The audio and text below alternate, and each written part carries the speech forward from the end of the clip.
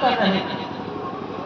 ایک عورت تھی جو بہت ہی غریب تھی، بہت ہی مفلس تھی، تندرستی کی زندگی گزار رہی تھی، بہت ہی لاچار تھی، غربت گھیرے ہوئے تھی.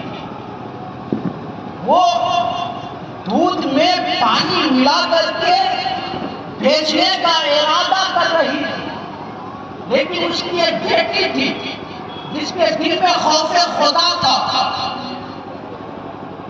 جس کے دل میں خوف خدا تھا، بہت ہی نیک دل تھی، پارسا تھی، عابدہ تھی، زاہدہ تھی، اور حضور صلی اللہ علیہ وسلم سے محبت کیا کرتی تھی. حلال اور حرام کو سمجھا کرتی تھی کہ حلال کیا ہے، حرام کیا ہے، جائز کیا ہے، ناجائز کیا ہے. اس چیز کو وہ سمجھا کرتی تھی. اس کے دل میں کیونکہ خوف خدا تھا، اپنی ماں کو دودھ میں پانی ملا کر کے بیچنے سے منع کر.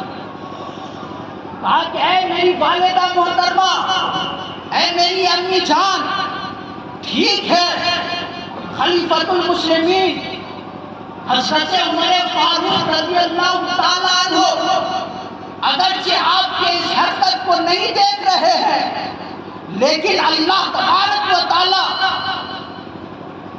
دیکھ تو رہا ہے. آپ کل قیامت کے دن میدان محشر میں کیا جواب دو گی جب تم سے پوچھا جائے گا کہ تم نے دودھ میں پانی ملا کر کے کیوں بیچی؟ آپ اس وقت اے میری والدہ محترمہ آپ کیا جواب دیں گی؟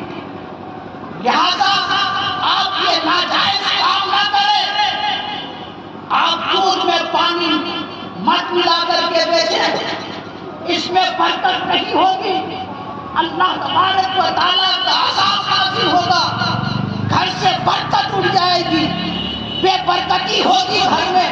یاد آئے میری والدہ محترمہ، آپ دودھ میں پانی نہ ملائیں اور اس ناجائز کام کو نہ کریں. حضرت عمر فاروق رضی اللہ تعالیٰ عنہ گشت کرتے کرتے اسی کے گھر کے قریب کھڑے تھے. یہ ساری باتیں سن چکے، واپس گئے،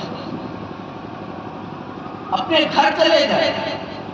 دوسرے دن اپنے بیٹے حضرت عاصم رضی اللہ تعالیٰ عنہ کا پیغام لے کر کے آیا کہ آپ اپنی بیٹی کا میں ہاتھ مانگنے کے لیے آیا ہوں. اپنے بیٹے کے لیے آپ ہمیں اپنی بیٹی عطا کر دیجیے. آخر حضرت عمر فاروق خلیفۃ المسلمین ہے، کسی چیز کی کمی نہیں ہے، لیکن ایک غریب گھر میں، ایک مفلس گھر میں جو تندرستی کی زندگی گزار رہی تھی، وہاں اپنے اس گھر کی بیٹی سے اپنے بیٹے کا نکاح کر دیتے ہیں. کیوں؟ اس لیے کہ اس بچی کے اندر دیانتداری تھی، اس کے دل میں خوف خدا تھا، اس کے دل میں شرم نبی تھا، اور وہ جانتی تھی کہ حلال کیا ہے، حرام کیا ہے. لہذا حضرت عمر فاروق رضی اللہ تعالیٰ عنہ نے اپنے بیٹے حضرت عاصم رضی اللہ تعالیٰ عنہ کا اس گھر کی اس بیٹی سے نکاح کیے جس نے اپنی والدہ محترمہ کو دودھ میں پانی ملانے سے روکی تھی.